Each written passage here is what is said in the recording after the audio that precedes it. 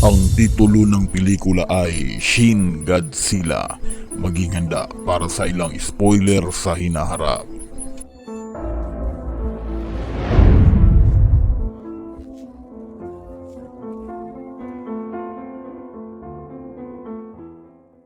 Sa kung saan saang bahagi ng karagatan ng Tokyo Bay, napansin ang isang pleasure craft na walang sinumang sakay. Ang Coast Guard ay nag-iimbestiga sa loob upang makakita ng isang kakaibang origami at isang dokumento. Bigla, may malaking pagsabog malapit sa bangka mula sa tubig at ang underwater tunnel ay nagsisimulang magbawas ng tila malaking dami ng dugo. Si Yaguchi ay ang Deputy Chief Cabinet Secretary ng Japan at siya'y binabalaan sa pangyayaring ito kasama ang iba pang mga pangunahing opisyal ng gobyerno. Walang sigurado kung ano ang sanhi, ngunit silang lahat ay nagulat sa pagkakita ng nakakatakot na footage ng mga pulaing likido sa karagatan. Ang gobyerno ay agad na nagsisimulang mag-evacuate ng lahat ng tao sa tunnel, ngunit maririnig ang malalakas na ingay mula sa ilalim. Ang mga sibilyan na nagbe-video ng krisis ay nagsisimulang makakita ng tila isang malaking nilalang na gumagalaw sa lokasyon ng pangyayari, at nakita rin ito ni Yaguchi sa online na footage. Sinusubukan niyang balaan ng punong ministro tungkol sa mga natuklasan, ngunit tinutulan lamang siya ng mga ito at ginawa pang katatawanan. Gayunpaman, agad na na-interrupt ang pulong ng isang live footage nang ang nilalang ay makuhanan ng news crew. Ito ay ikinagulat ng lahat habang tinititigan nila ang kahindik-hindikang halimaw. Ang nilalang ay nagsisimulang lumapit papunta sa lupa at sa mga kanal, nagdudulot ng malaking pinsala habang sinisira ang lahat ng mga bangka at mga tulay sa daan.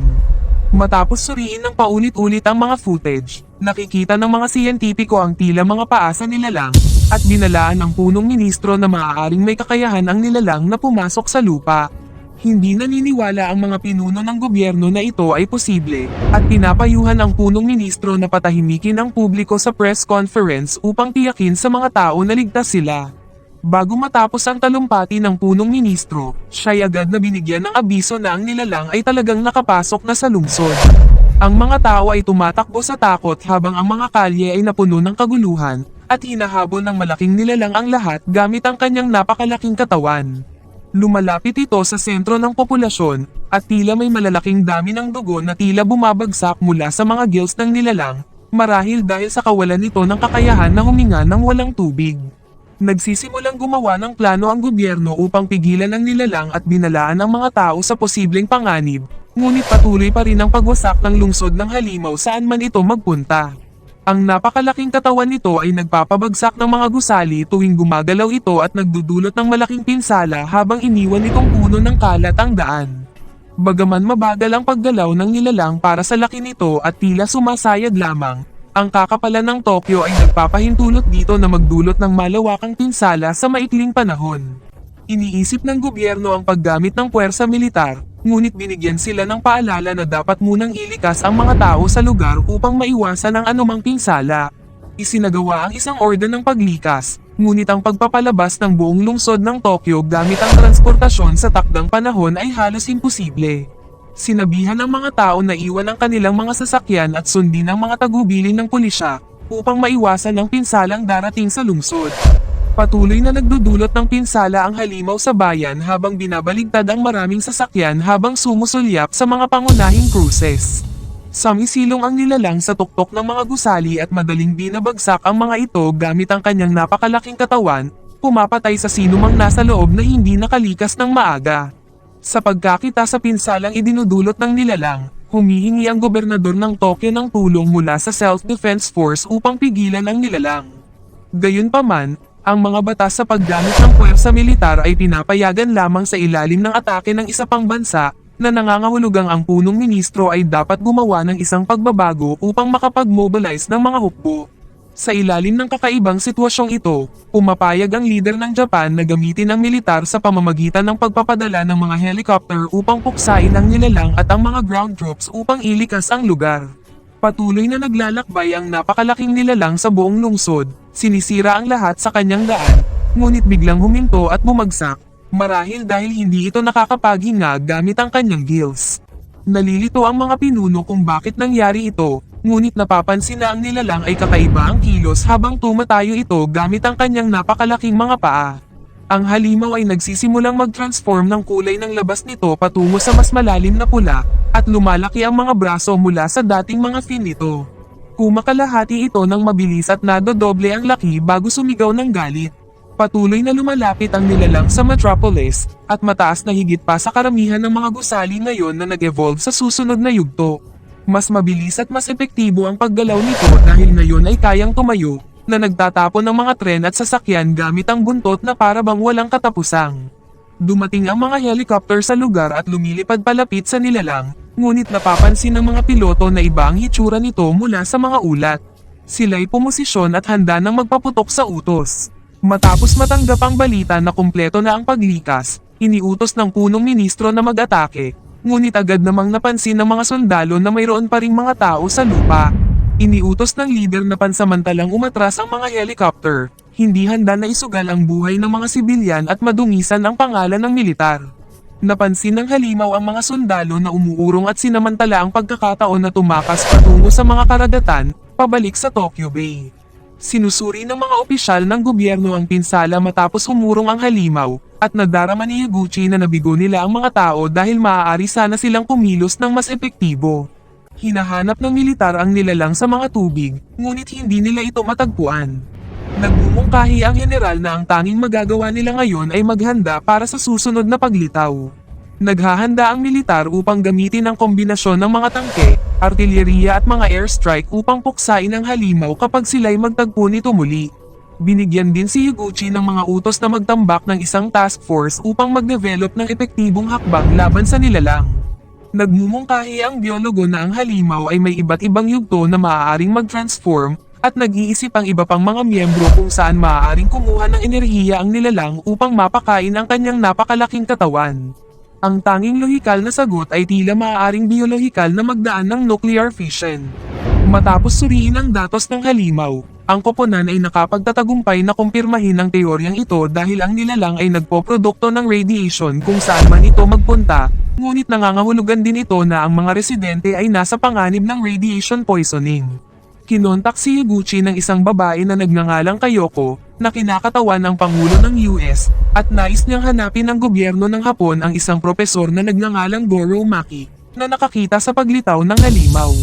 Sa palagay ng lahat, ang lalaki ay pinaalis sa Japan dahil sa paghihimagsik laban sa gobyerno dahil sa kanyang matinding galit sa nuclear powers, at siya ang may-ari ng bangka na nawala sa simula ng pelikula. Matapos iabot ang mga dokumento ng propesor na natagpuan sa Pleasure Craft, nagbigay din si Kayoko kay Higuchi ng ilang mahahalagang pananaliksik na isinagawa ng propesor, kung saan pinangalanan niya ang nilalang na ito na Godzilla, na nangangahulugang ang pagkakatawang tao ng Diyos. Ipinalabas sa ulat ni Kayoko na maraming radioactive materials ang itinatapon ng mga tao sa karagatan, kung saan isang nilalang sa ilalim ng tubig ay nakikipagsamahan sa radiation na sa huli ay nagdulot sa kanya na mag-evolve. Inilantad din ng babae ang isang malaking diagrama na iniwan ni Dr. Maki, ngunit walang sino man ang nakakaintindi sa nilalaman nito. Sinabi ni Higuchi sa koponan na suriin ito agad dahil maaaring nagtatago ito ng mga lihim sa pagtatalo sa halimaw.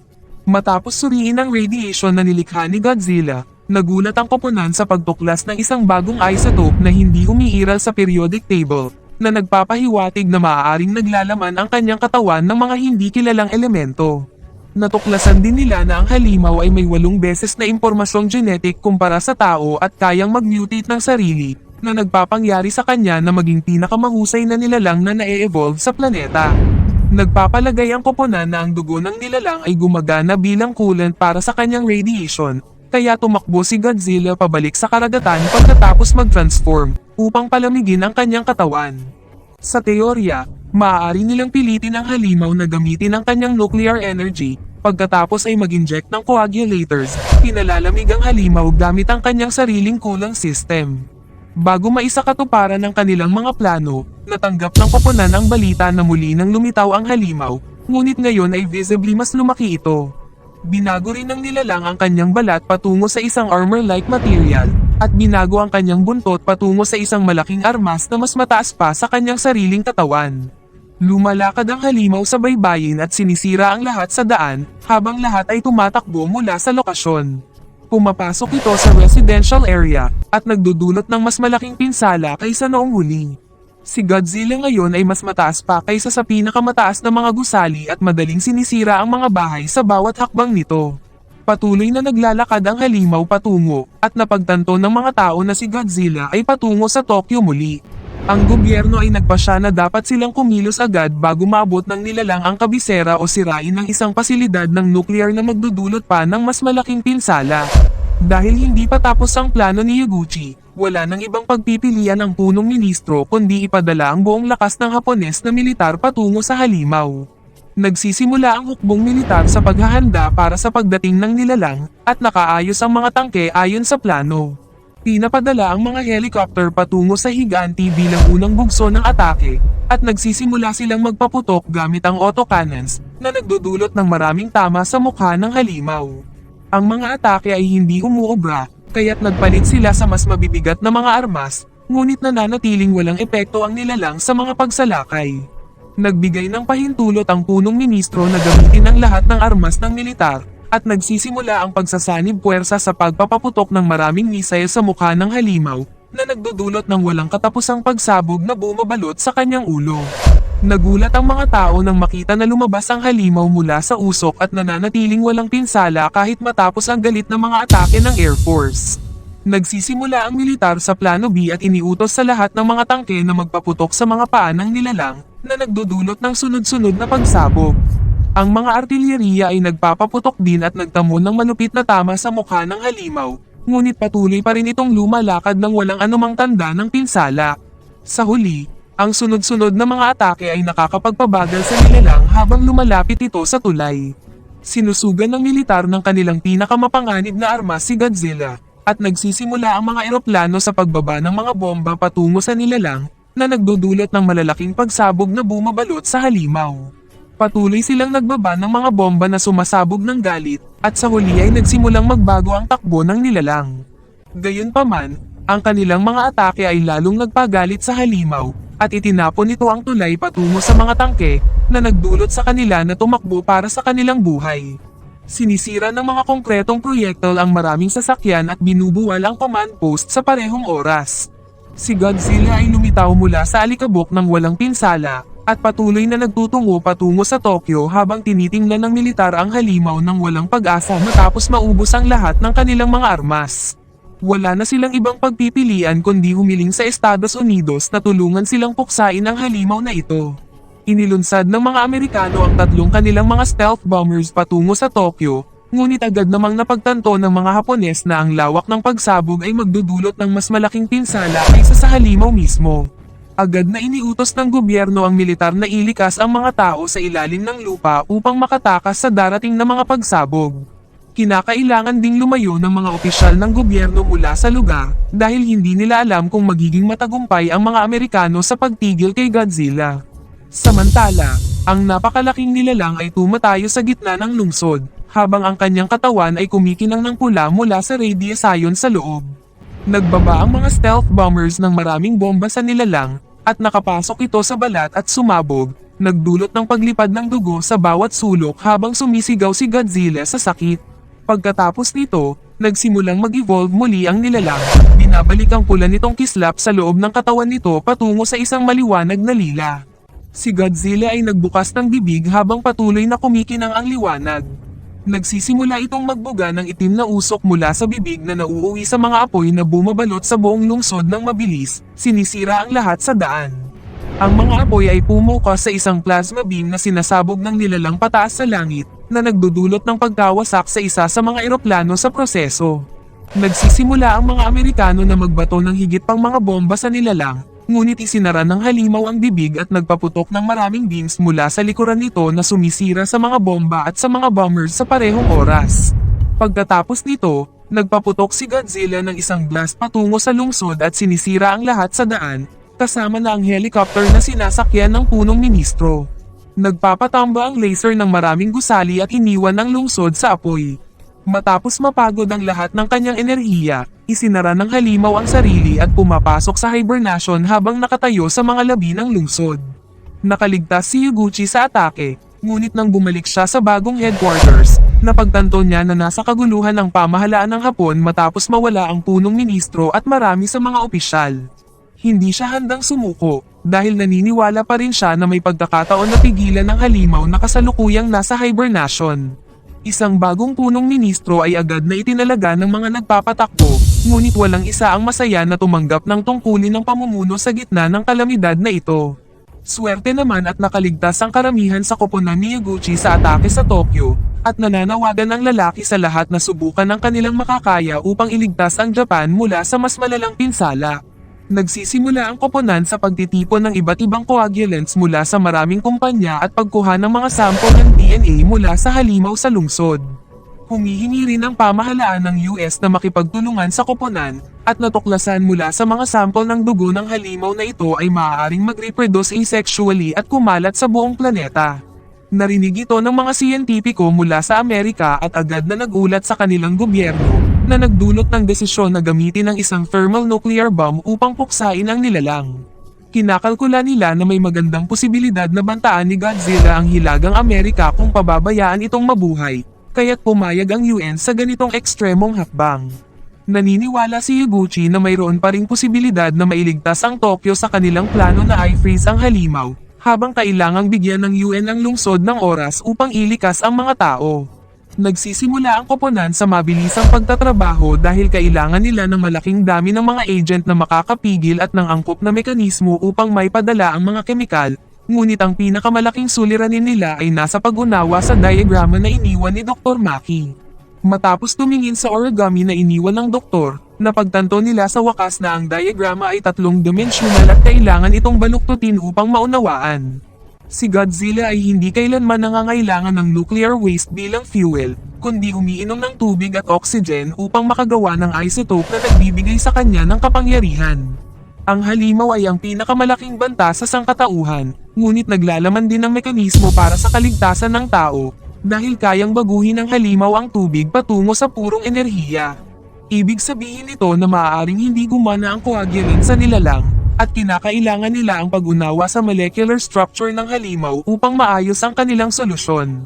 Matapos makipagtulungan sa iba't ibang bansa sa pamamagitan ng pagpapagsama ng kanilang quantum computers, nagawa ng koponan na basahin ang mga natatanging elemento ng halimaw at gawin ang mga kinakailangang pagbabago para sa kanilang plano. Nagpasya rin si Kayoko na tumulong sa pamamagitan ng personal na pagtitiyaga at pagbibigay ng maraming drone at armas mula sa Estados Unidos. Sa araw bago ang nuclear strike, nagplano ang pamahalaan ng Hapon na hulihin ang halimaw at iligtas ang kanilang bansa. Nagpadala sila ng mga tren na armado ng explosives patungo sa napakalaking nilalang, at sumabog ito sa pagkakabunggo, nagigising ang napakalaking halimaw mula sa hibernation. Maraming drone ang ipinadala patungo kay Godzilla at nagsimulang magbaba ng bomba sa nilalang isa-isa, pilitin itong maubos ang enerhiya sa pamamagitan ng pagpapaputok ng kanyang laser patungo sa mga makina. Sinira ng atake ang mga gusali sa paligid at maraming drone, ngunit sa huli napilitan ang halimaw na sumuko habang nauubusan na ito ng nuclear energy. Si Godzilla ay inuulit ang mga energy beams patungo sa kanyang buntot at bibig, at patuloy na nagdudulot ng malawakang pinsala sa pamamagitan ng pagdudulot ng napakalaking pinsala sa lugar. Ang mga atake ay unti-unting nawawalan ng bisa ng mabilis din, at ang mga plasmas ay unti-unting nagiging mga apoy. Sila ay lumipat sa susunod na bahagi ng plano sa pamamagitan ng pagpapaputok sa mga gusali sa paligid ng nilalang, na nagiging sanhi ng pagbagsak ng mga istruktura sa itaas ng higanti. Ang mga bagay na bumabagsak ay binabagsak ang halimaw sa lupa at ang temperatura nito sa loob ay simula ng bumababa ng malaki habang nauubos ang enerhiya nito. Ang napakalaking nilalang ay nawalan ng malay matapos mas marami pang mga gusali ang bumagsak sa itaas nito, na nagbibigay sa koponan ng kinakailangang pagkakataon na magpadala ng mga sundalo upang mag-administer ng mga blood-freezing agents. Isang hukbong mga truck ang pumalibot sa halimaw at nagsimulang mag-inject ng mga coagulant sa bibig, ngunit matapos lamang gamitin ang mga 20% ng kinakailangang dami, nagbabalik ang nilalang sa katinoan. Binuksan ni Godzilla ang bibig at nagpapaputok ng galit na plasma beam patungo sa mga truck, pumatay sa lahat ng naroroon habang bumabalot ang pagsabog sa lugar. Sinusubukan ng halimaw na tumakas, ngunit mas marami pang mga tren ang ipinadala upang bumangga sa napakalaking halimaw, nagdudulot ng maraming pagsabog na pabagsakin ang nilalang sa lupa muli. Dumating pa ang mas maraming truck upang pumalibot sa halimaw, at nagsimulang mag-inject ulit ng mga coagulants, ngunit ngayong pagkakataon ay nakompleto nila ang buong dosis. Gayunpaman, nagising muli ang nilalang at hinati-hati ang mga sasakyan habang tumatayo. Nagsimula itong kumikinang ng lila habang sinusubukang lumayo mula sa lugar. Sa wakas, tumigil si Godzilla sa paggalaw habang malapit nang bumaba sa -200 degrees ang core temperature. Nabigla ang mga tao sa kanilang tagumpay habang ang lahat ay tumigil sa katahimikan. Natuklasan din ng siyentipiko na ang isotope ni Godzilla ay may kalahating buhay na lamang na 20 araw na nangangahulugang maaaring bumalik ang mga mamamayan sa kanilang mga tahanan ng mabilis. Nagbitiw din ng pansamantalang pamahalaan kasama ang punong ministro na nagbibigay daan sa mas batang henerasyon na mamuno at ipatupad ang kinabukasan ng Japan. Nagpasya si Higuchi na ibahagi ang lahat ng datos sa mga bansa dahil naniniwala siya na ang kaalaman ay makakatulong sa sangkatauhan bilang isang buo. Gayunpaman, ang hindi napagtanto ng mga tao ay ang pag-evolve ni Godzilla bago ito mabuhol. Sinusubukang maging katulad ng mga nilalang na nagwagi sa laban habang natutuklasan ang lakas ng kahusayan ng tao.